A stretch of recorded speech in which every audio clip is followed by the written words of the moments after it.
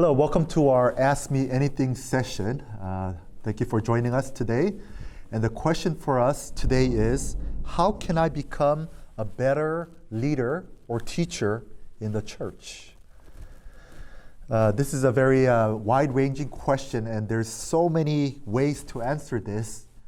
But I wanted to answer this question, how can I become a better leader, teacher in the church?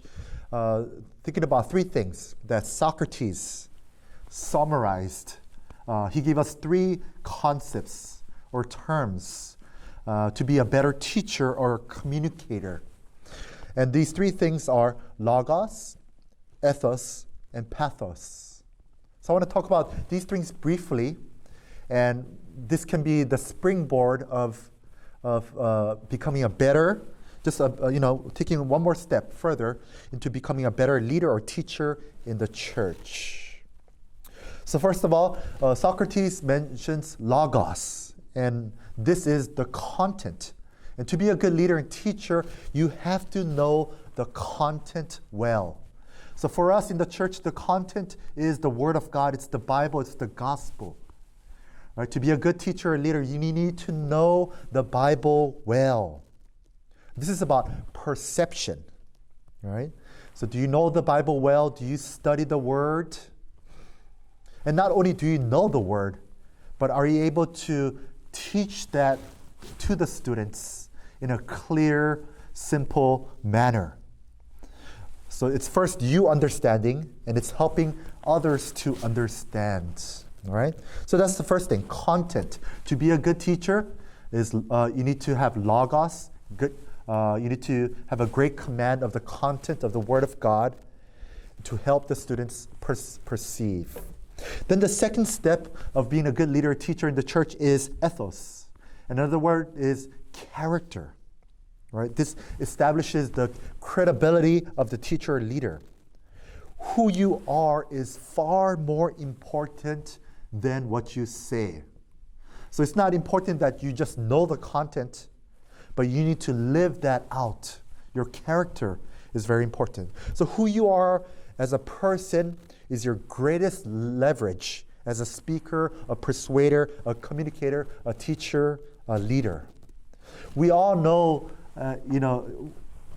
we've heard of various speakers and preachers and teachers in the church, and we know some people that are really holy, and we know that they live out what they preach and teach.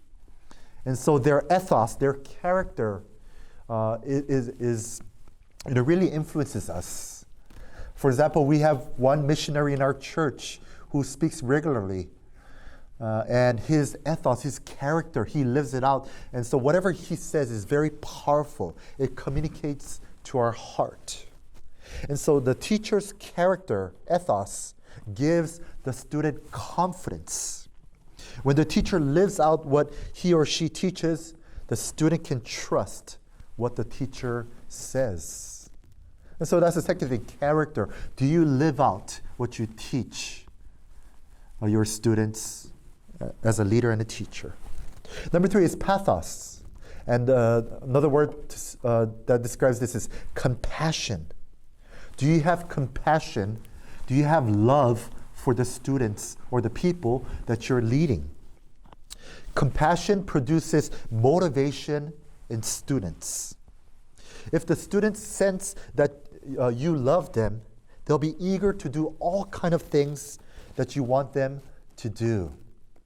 And isn't this the way that God motivates us? It's because of His love for us, the gospel. The gospel, His love, propels us to love and serve Him.